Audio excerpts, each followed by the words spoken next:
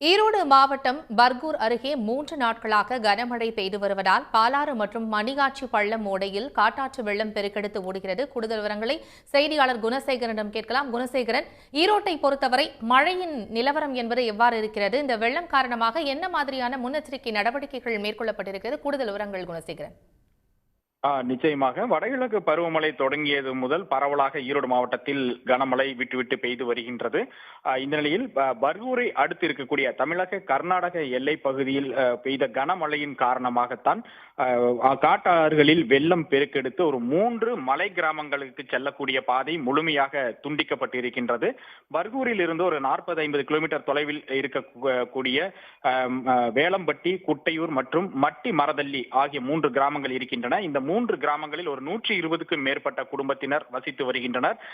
2 மாநில எல்லையில் இருக்கக்கூடிய இந்த கிராமத்திற்கு தமிழக எல்லையிலிருந்து செல்லும் பொழுது மணியாச்சி பள்ளம் ஓடையை கடந்து செல்ல வேண்டும், அல்லது கர்நாடக எல்லைக்குள் சென்று மீண்டும் தமிழக எல்லையான இந்த கிராமங்களுக்கு வருவதற்கு பாலாற்றை கடந்து வர வேண்டும்.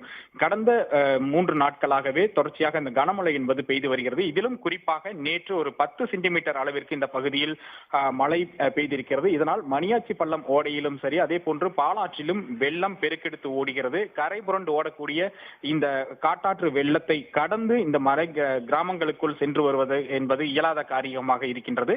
இதனால் ஒரு அத்தியாவசிய தேவைகளுக்கு, மருத்துவம் உள்ளிட்ட தேவைகளுக்கு கூட அந்த கிராம மக்கள் அந்த கிராமத்திலிருந்து வெளியில் வர முடியாத ஒரு சூழல் என்பதும் நிலவுகிறது. அதே போன்று அங்கு இருக்கக்கூடிய விலை பொருட்களையும் எடுத்து வர முடியாத நிலையில் இருக்கிறார்கள். அந்த கிராமத்தை பொறுத்த வரைக்கும் அவர்கள் ஆடு மாடு மேய்த்தல், வன பொருட்களை சேகரித்து விற்பனை செய்தல் மற்றும் விவசாயம் ஆகிய இந்த பணிகளை தான் அவர்கள் செய்து வருகின்றார்கள். அருகில் இருக்கக்கூடிய 40 கிலோமீட்டர் தொலைவில் இருக்கக்கூடிய பர்கூருக்கு தான் இவர்கள் அனைத்து தேவைகளுக்குமாக வந்து செல்ல வேண்டும். ஆனால் இந்த தொடர் மழையின் காரணமாக மணியாச்சி பள்ளம் ஓடையிலும் சரி, அதே போன்று பாலாற்றிலும் சரி வெள்ளம் பெருக்கெடுத்திருப்பதால் வெளியில் வர முடியாமல் கடந்த 3 நாட்களாக தவிக்கக்கூடிய ஒரு சூழல் என்பது ஏற்பட்டிருக்கின்றது.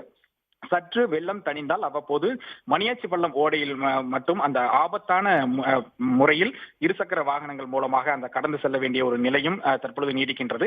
தொடர்ச்சியாக அவ்வப்போது மழை பெய்யும் காலங்களில் எல்லாமே இது போன்று காட்டாற்று வெள்ளத்தால் இந்த கிராமங்கள் துண்டிக்கப்படுவது தொடர்கதையாக இருப்பதால் இந்த கிராமத்திற்கு செல்லும் பாதையை சீரமைத்து ஒரு உயர்மட்ட பாலம் அமைத்து தர வேண்டும் என்பதுதான் இந்த கிராம மக்களுடைய ஒரு கோரிக்கையாக இருக்கிறது.